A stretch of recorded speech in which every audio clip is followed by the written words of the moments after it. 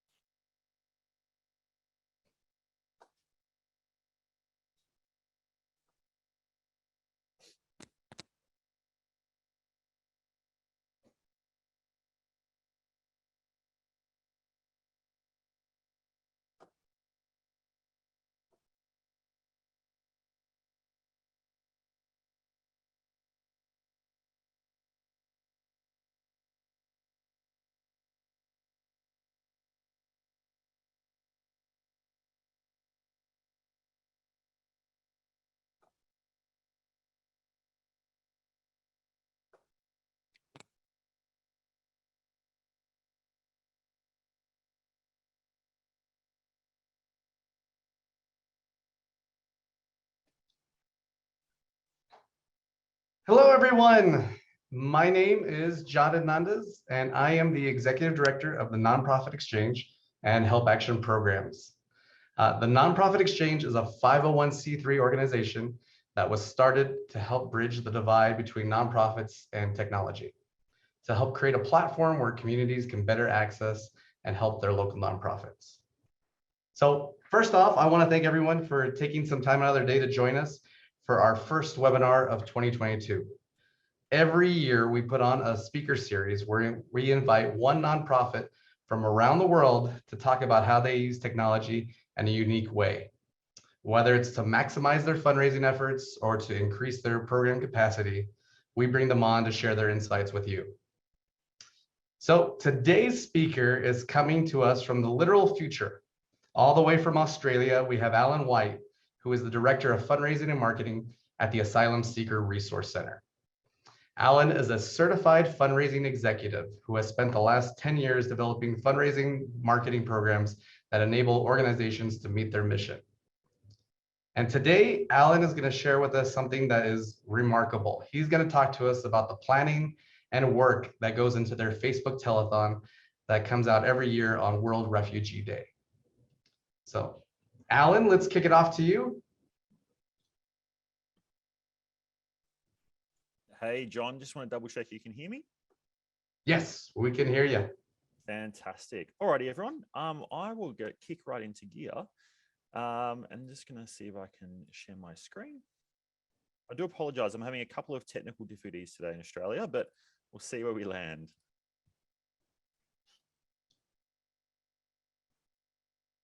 Just checking you can see my screen, John? Yep, you're good to go. Beautiful. Alrighty, everyone. Well, thank you very much for having me here today. In Australia, we like to always begin presentation and meetings by acknowledging the traditional owners of the land that we're on, as our land is unceded land of Indigenous Australians. So I'd like to begin by acknowledging the traditional custodians of the land I'm on, the land of the Wurundjeri people of the Kulin Nation. And I pay my respects to elders past, present and emerging. And as I said, acknowledge that the land I'm on was never ceded.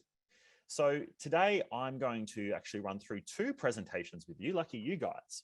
And the first presentation is actually the very start of the presentation I gave a number of years ago in relation to the story of the ASRC telethon.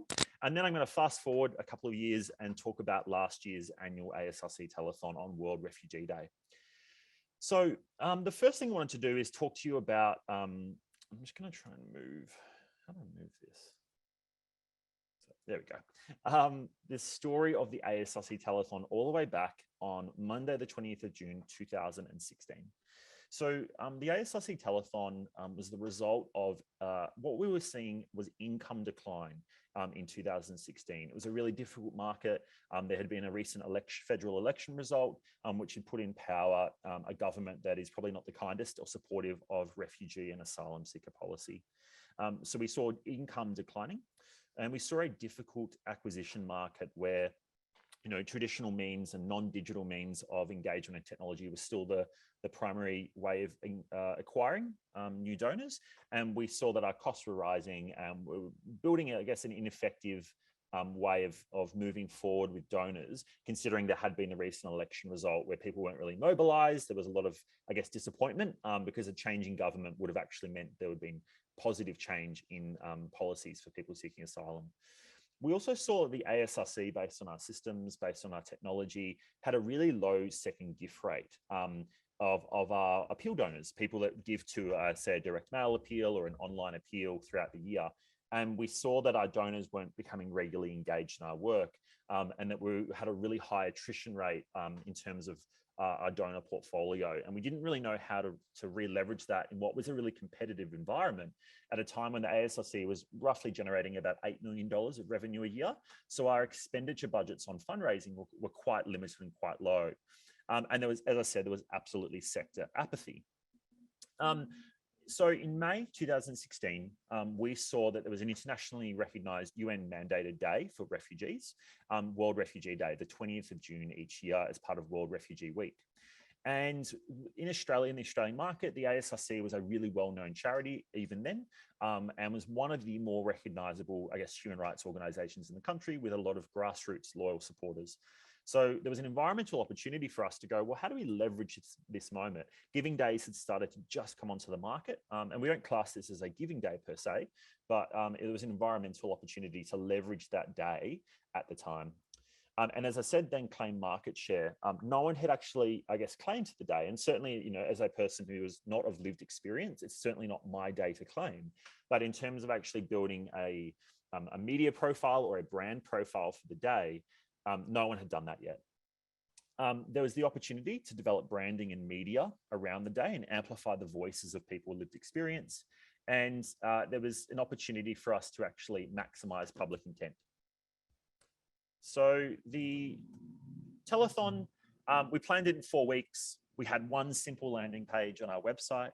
We had 35 influencers, so people generally in Australia who have, I guess, a connection to the refugee cause. They're people of influence. They have social media profiles. They are celebrities or people who care about the issue. We did some inbound calling, i.e. people calling into us on our hotline. And we sent one email and we sent one SMS. We advertised it on Facebook, which is primarily what I'm going to speak to you about today, where we actually had content throughout the day, pitted throughout the day. It was about a 12-hour telethon at that point in time. And we used Facebook to be our main method of communication. And the reason for that is that the ASRC has always been an organic organization. Too many times you'll find that organizations, when they use social media, they focus on the branding of it. They focus on, does it look correct? Is it shiny? Is it bright? Is it, center aligned in terms of what it looks and feels. And we just don't do that. Generally, our content is very organic. We share things. We take pictures on our phones. We do live streaming every day with our supporters. And it's why we've generated an online audience on Facebook of more than 350,000. And in fact, across all our platforms, we're about just over 500,000. So it's very much a way for us to engage and connect with our supporters and then also generate revenue from them. There was 2,611 donors and we raised $254,000. So what's the strategy of the ASRC telethon now, some 5-6 years later, as we're now planning the 2022 telethon? We're reaching new audiences and converting people who are persuadable to the cause.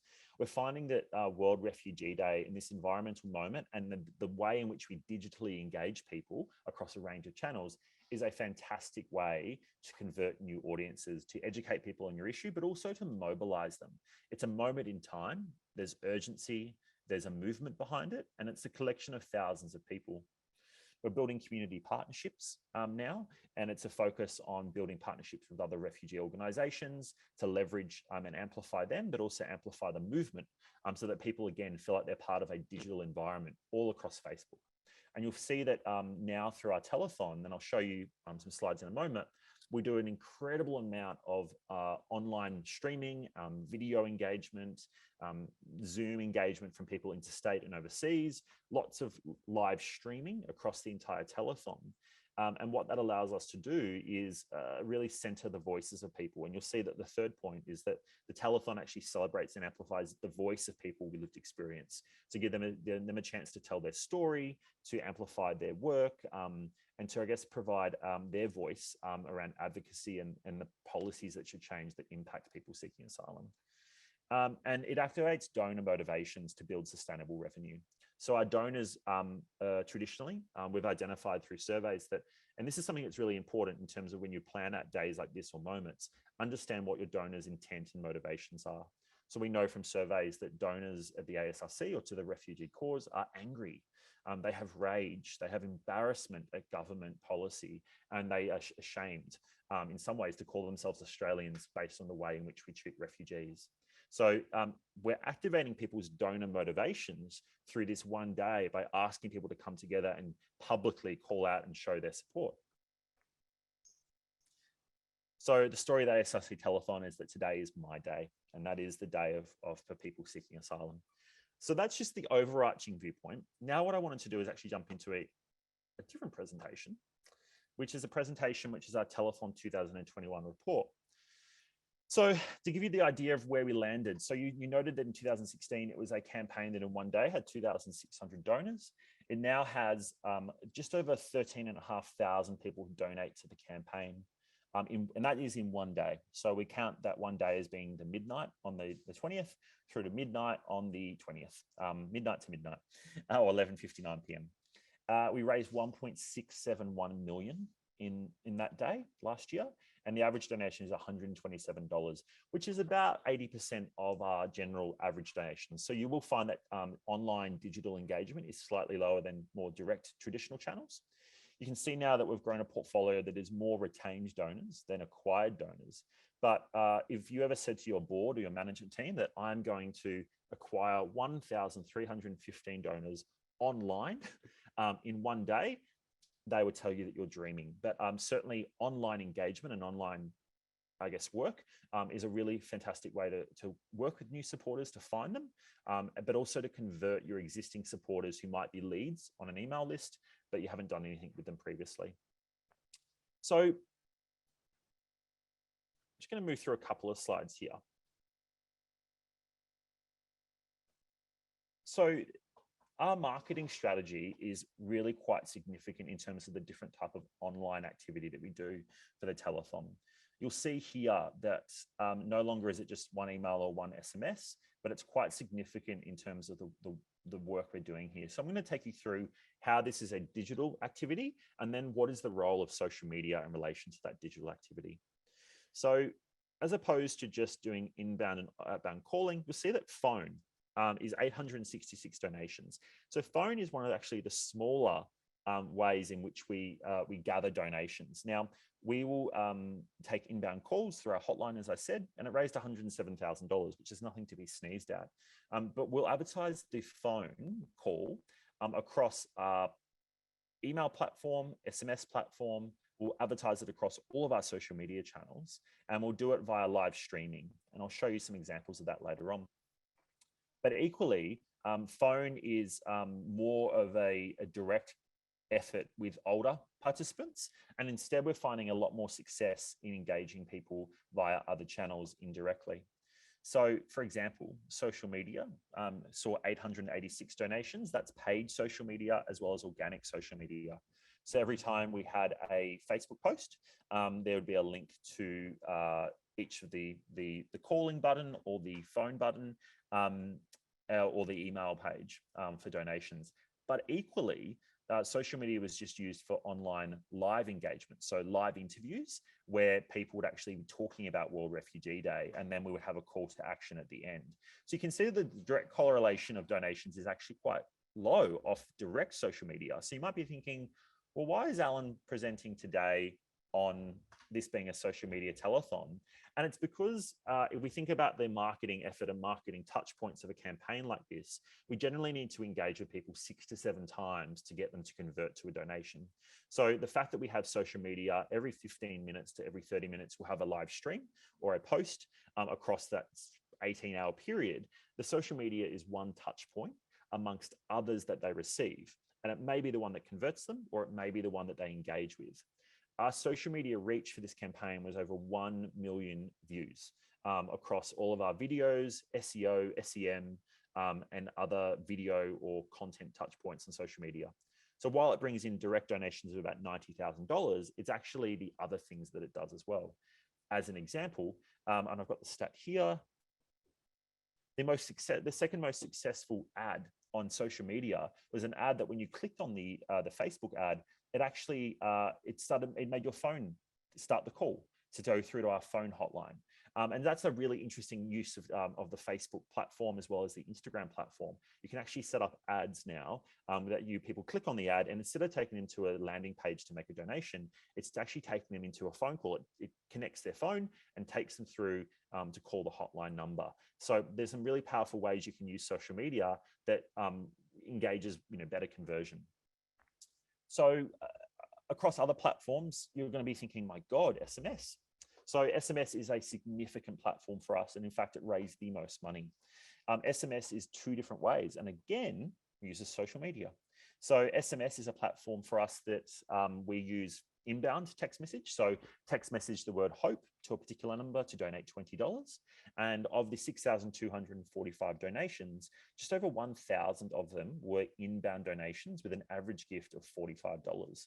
So you'll see that actually SMS inbound asks, which are printed across coffee cups, outdoor advertising, digital billboards, and predominantly on social media, actually generates more donations than social media itself. So again, an example of using the Facebook platform, the Instagram platform, LinkedIn, Twitter, and TikTok to actually generate more donations through the touch point, but they're just not coming through social media directly. So again, using the platform as a touch point as opposed to a conversion strategy only. The majority of donations come from SMS, come from people actually responding to our call to action.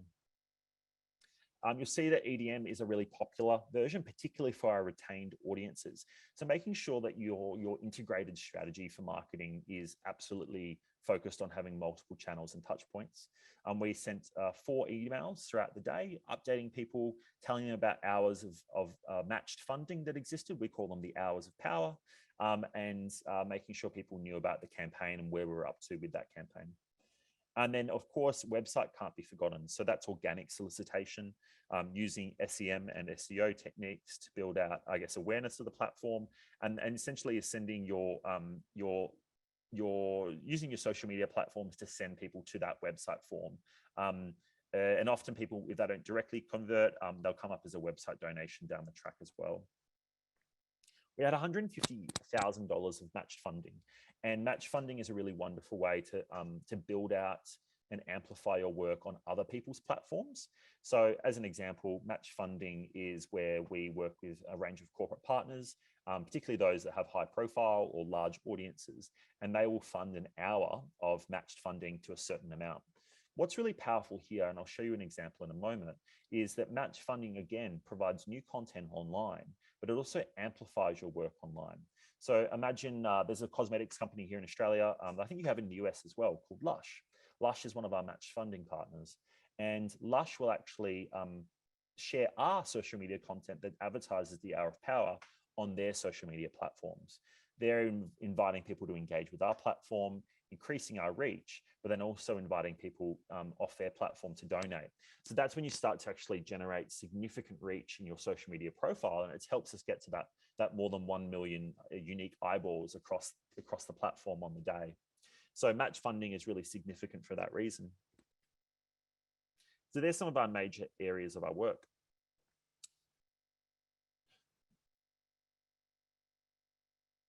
So one thing I wanted to talk about that is new, that John may not be aware of that we're doing online, which has been really successful across social media. And I'll just see if they're acronyms and terms I'm not familiar with. Oh, my apologies. I'll make sure my acronyms are a little bit less, if that helps at all. We have an online auction, and the online auction is a new addition to our social media stream. So the reason we do this is to actually patter out content online, and actually allows us to talk to more people online with differing content. So we will generally actually engage like you would for, say, a gala dinner or a fundraising event. We'll engage people to donate items. But the main reason that we have the auction is to give us more content to put online on social media channels, and actually engage with audiences online and ask them to direct them to our website. And it gives people who may not have the capacity to give large amounts of money the ability to participate in the campaign, or participate in the day through social media. We have a raffle as part of the auction, and we have items people can bid on. So yes, it raises money, but as a percentage, it's not substantial. But what it does do for us is it allows us to really focus in on, I guess, what works for the campaign. Yeah. And then the next thing I wanted to talk to you about is, in terms of our online engagement, is our key opinion makers. So we have key opinion makers online, and we refer to a key opinion maker as someone who has influence in the community. There might be a celebrity from TV or from film, or an author. They might be someone connected to politics, or someone connected to activism, but generally they're well known within the community. And I'm sure you're looking at these people thinking, who are they? But in Australia, they certainly have a really wonderful following. As an example, someone on the list won MasterChef. So here in Australia. So we utilize and leverage our key opinion makers for the sole purpose of amplifying their voice on our channels, and making sure that we can utilize their content on Facebook and social media, and making sure that we can then utilize their channels to share our content online as well. So in terms of being a really successful Facebook and social media driven campaign, what's really important for us is that it's multifaceted. And that is that we have not just our own platform that we manage. And as I said, we manage that through sharing of Facebook content every 15 to 30 minutes.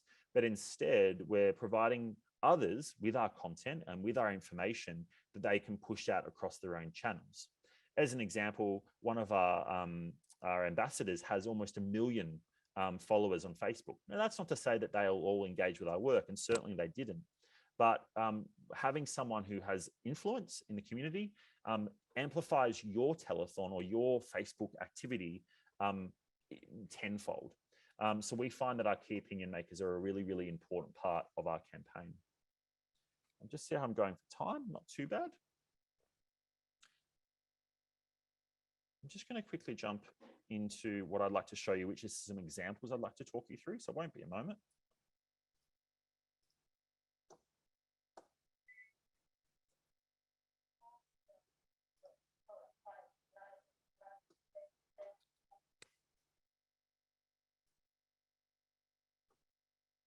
Here we go.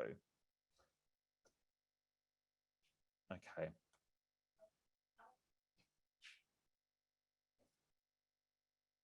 All righty, I'm just going to reshare my screen. And represent. Okay, so you obviously have been talking to a lot about the strategy behind the campaign. Now I want to give you some sort of examples that we have. These were our heroes for the campaign. And having social media heroes is really, really important for, I guess, amplifying the voice of the people that we are aiming to support, but also making sure that there's a brand to our online content and engagement. So this was our brand for 2021. And you'll see on the right-hand side that some of the content that I was telling you about is right here. So some examples. You'll see here that John Butler is doing a live stream video for us. Now, he recorded this from home. He couldn't make it on the day. We produced this content. He sends it to us via SMS. It's super raw. There's nothing fancy about it. We popped this on our platform, and it was the most successful online video from an influencer across our platform and his. And so you'll see that we posted that. Another example of our branding is statements from influencers. So you'll see here, you've got statements from influencers, people that are well-known Australians who we work with, and like, for example, the director of the Human Rights Commission in Australia, a very well-known woman, a QC who is a human rights barrister, and then some musicians here in Australia. So you'll see that, again, it's just about producing your content that has a small amount of branding on it, but ultimately it's recognizable to your campaign.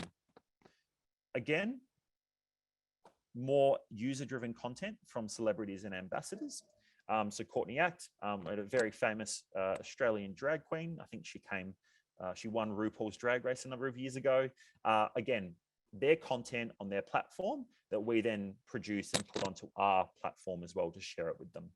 And an example of live streaming. So you'll see here, this is a live stream of Con, our CEO, live streaming live from the event and telling people about the campaign. This is a live stream that goes across all social media channels and is a really powerful way of engaging our audience. So this is what social media content looks like. And I'm just going to move through to some of the creative examples. So here's some examples of what the SMS looks like. These are the SMSs we send out to people to get them to donate.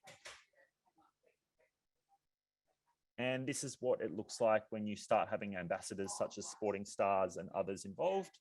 More ambassadors are heroes for the campaign as well, and making sure the heroes are involved.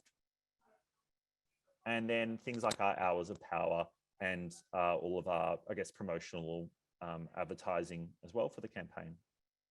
And this is an example of our landing page that we send people to from social media channels. So posters that come online and posters that you'll see around the center, and you'll notice QR codes. So it's a very digital activity. It's sending people online. It's trying to promote people to go online to stream the campaign. And as I said, we do interviews with each of these people throughout the day and build out their content narrative online. More examples, and that's that. So to wrap up, what I wanted to just show you is a couple of key things that are really important. So I want to show you a result, a really, really good example. So Missy Higgins, an Australian singer, sings a song, and she performs this song live at the telethon. You'll see here that this is a live stream that went for 5 minutes, and then we did an interview with her afterwards as well. This live stream reached 217,000 people and had over 1,000 likes on Facebook, 64 comments, and more than 250 people shared that content. So this is a great example of a Facebook use of live streaming across Facebook, Instagram, and then replicating it on other platforms not owned within that sort of Facebook metaverse as it is. Does it look terribly well branded? No. Is it organic? Yes. That's the whole purpose of it. Good organic content, which people can engage with and enjoy, and then they want to share, and then they want to talk about, and then they want to focus on telling and spreading the word. This post alone reached 217,000 people. So I wanted to sort of wrap up there today by providing you just a couple of examples, by showing you that I've spoken to you about how it's all integrated. I've spoken to you about the different channels we use. But what's really important is that you never forget the beauty of just putting content up online. As I said, every 15 minutes to every half an hour throughout the entire day, we would pepper it with content. And it might be a performance, or in this instance, it could be a famous Australian comedian who pops his content online. He is sharing his voice from the day itself in interviewing people. He's answering the phones. And then you can see on the right-hand side a screenshot of his social media channel where he actually is tagging other people who are there on the day. He's amplifying their voice. And that's what's really, really important about the concept. So the last thing that I wanted to just share, I think it's this one, is radio. What does radio have to do with social media? Well, we're still on your PowerPoint, actually. You can still, I just wanted to show you one last slide. You can still see it?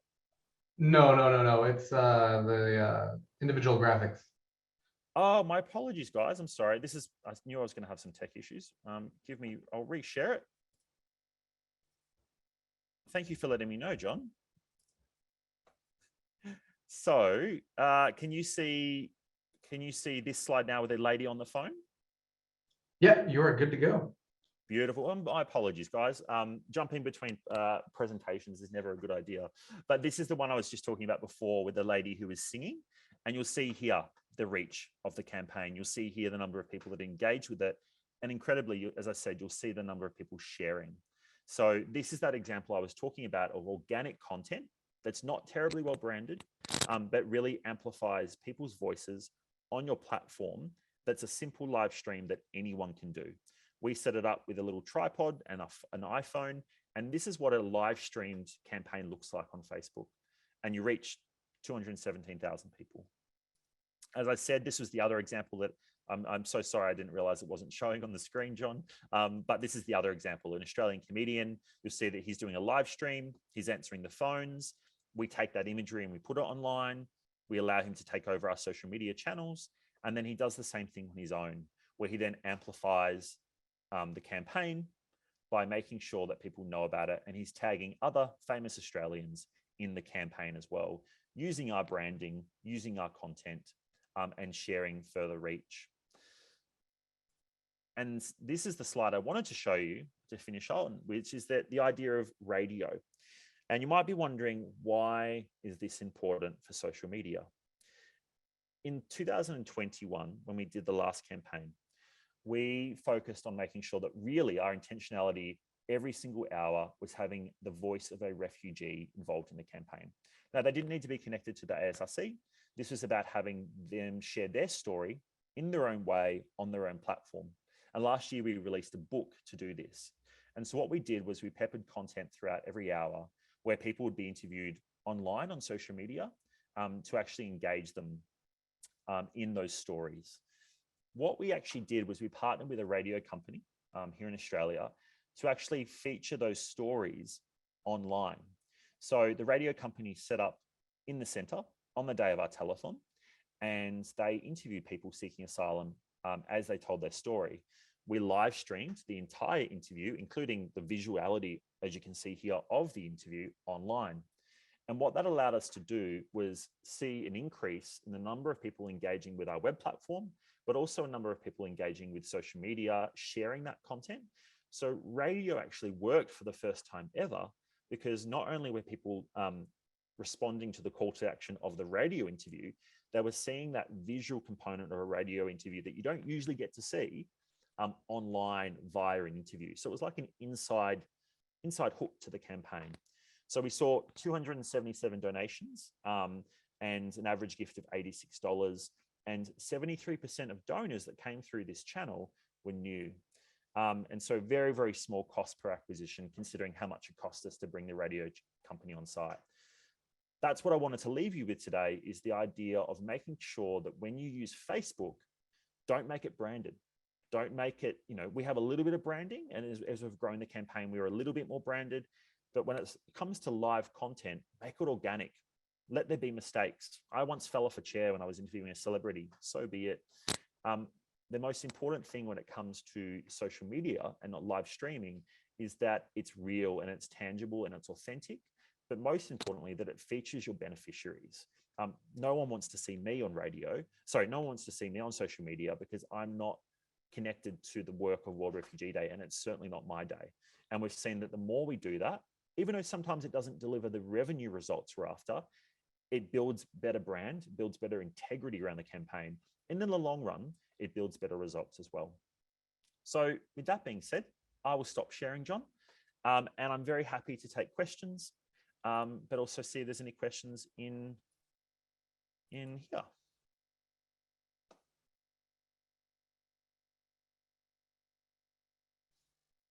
So the first question was, do donors give directly via Facebook, or do you use another platform for giving? I've found that we do not get donor contact info email addresses when they give on Facebook, and so we are unable to add them to our donor database and ongoing. Yeah, really great question, Julia. So in the past, we have not used the Facebook fundraising platform to gather donations via the community, we actually send them to our own web platform, and we find that the conversion rate and the average gift is better when you do that. However, there is a company that has an integration with Facebook called GivePanel. GivePanel allows you to actually access your donor information and donor data for individual gifts, as well as community fundraising. And so we trialed that last year for the first time, which has meant that we can actually add those people to our database and also continue to engage with them. However, it's not my advice to use the Facebook fundraising platform unless you're fully going to embed your campaign in Facebook and raise revenue on Facebook solely, because otherwise it's confusing to donors. And it's really important that you give them a central depository of which you can then engage with them and also track them. So you want to be able to track conversion rate so you can remarket to those individuals. We actually collect data on our page and remarket to people. As long as we've got 1,000 hits on that page, we can remarket to people that didn't convert to make a donation. And in fact, if they start the donation process but don't finish, that information goes into our CRM and we can then contact them. So you can't do any of that through Facebook. So my advice would be to use Facebook as a channel and a tool to get donors in as a pathway, but always own your own data and your own platform. We have another question from Marianne. Are the influencers and heroes paid for this, or is this volunteer, or is it just a volunteer basis? Yeah, no worries. Great question. So our heroes are absolutely paid. And the reason for that is they are people seeking asylum or people who have sought asylum, and they're not a commodity. And we think it's really powerful that we pay people equitably and make sure that we recognize the contribution they're making. So they are absolutely paid for their time. Any influencer isn't paid for their time. It's absolutely voluntary. However, if they're coming to the center, we know that the power of having someone come to the center to be live interviewed, to do the takeovers that I showed you, such as the comedian who did the takeover of our own social media channels on site. We paid for his flights, for example, because the value of that and that investment is excellent in terms of conversion on Facebook. So it's really important that you do look to make those investments in your budget line. And I wanted to bring up one thing, Alan. I know a few years ago when you spoke with us before, it was a team of 4. So I just want to have people understand how much this is in reach for them. How big is the team right now? It's a bit different now. So when I first spoke to you about this a number of years ago, John, as I said, we were a team of 4 working on the campaign, and it was raising, a couple $100,000. Now we're tracking towards 2.5 million this year.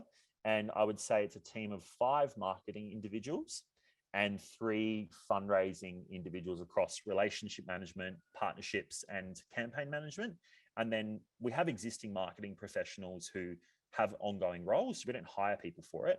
So for example, we have a social media coordinator, we have a website coordinator, and we have a content producer, and we have a marketing manager. They would all spend time on this campaign as part of their existing work. So it has grown out to probably be more about 8 people involved in the campaign, as well as our CEO.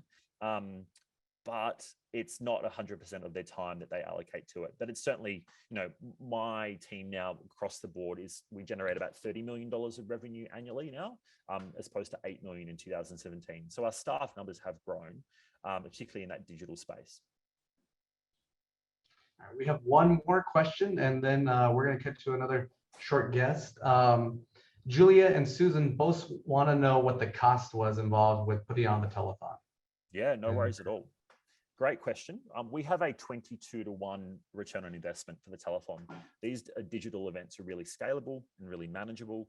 And so our cost for the last telethon was in the vicinity of $65,000. About 50% of that is spent on above and below the line marketing. About 15% is spent on SMS, believe it or not. It's a key investment. And then the rest is spent on the event itself and ancillary costs.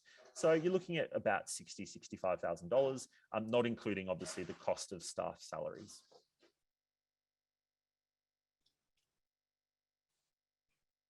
No. Well, thank you again, Alan. It is always great to hear you talk about this. This is such a unique event.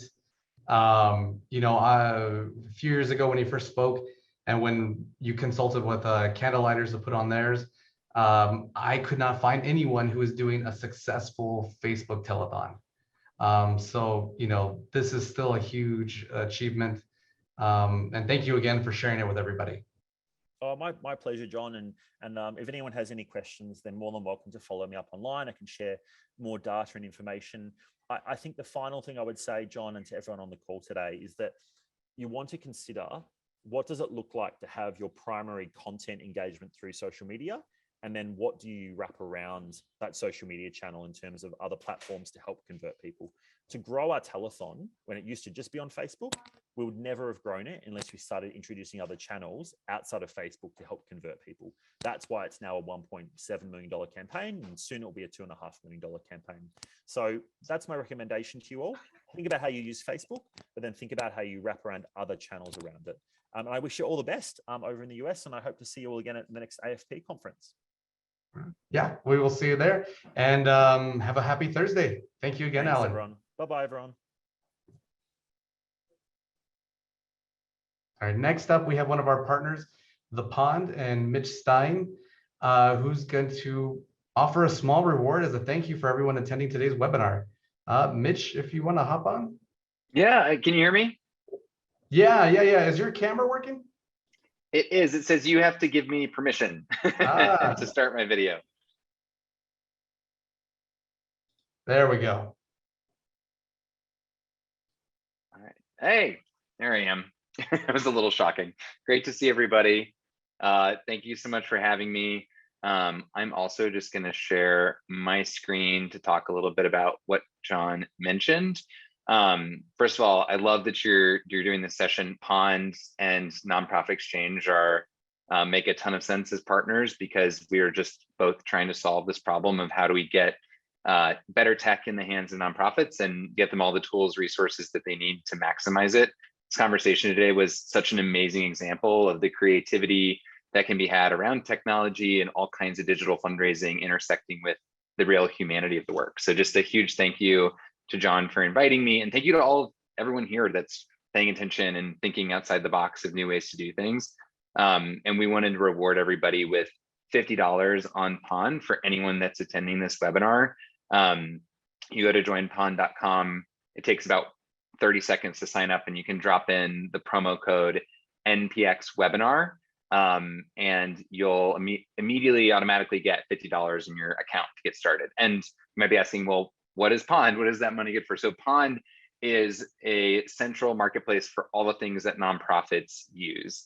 So it works a lot like how Angie's List or Thumbtack, if you're familiar with those platforms, work for finding a handyman or a cleaning person, but instead it's about the tools and services and resources your organization needs. So you can join Pond whenever you want to. You can share a need that you have, a question you're facing, a problem you have, and it's our job to find solutions. And you can check those out in your profile anytime after you've posted a need. You'll hear securely, it's all through your profile. You don't get random spam emails from people. You just get to look through at potential solutions people have and decide if you want to talk to them based off of the personal message that they sent you. And when you do, you get $100 more added in your account. So the more and more you engage with Pond and engage with the community, attend our webinars that we do every week that are similar to this, you keep adding to that balance. So when you find something that you want or need, you can redeem those credits to pay for it. And that's everything from fundraising platforms and tools, CRMs, consultants, experts to engage with, paying for conference admission, all kinds of stuff. So it's really like a universal rewards platform for nonprofits. So I'll just scroll back up here to the deal, because I want to make sure everyone gets to take advantage of that. And like I said, John, we just love what you're doing with Nonprofit Exchange. It couldn't be more aligned. And if anyone has questions or wants to learn more about Pond or set up a one-on-one call with me or my team, I'd be more than happy to. John, I don't know if you can share my email. I can also drop it in the chat if people have questions. I'm always around to answer them.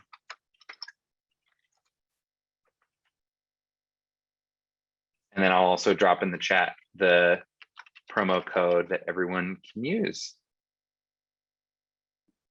I don't know if I made up the acronym NPX, John, but it seemed like the perfect thing for Nonprofit Exchange. I don't know if you already use that. That's what we use as well. Okay. Good.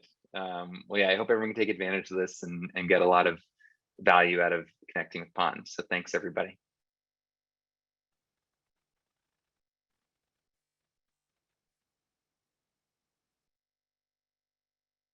All right, I don't know if you can turn off your share real quick. Yep. There we go. All right. Well, thank you everyone for joining us. We're going to be doing these every other month. So we'll be making an announcement shortly about our next technology speaker for May. So stay tuned, check out your emails, and thanks again for joining us. All right. Have a great Wednesday, everybody. Take care. Thanks for having me.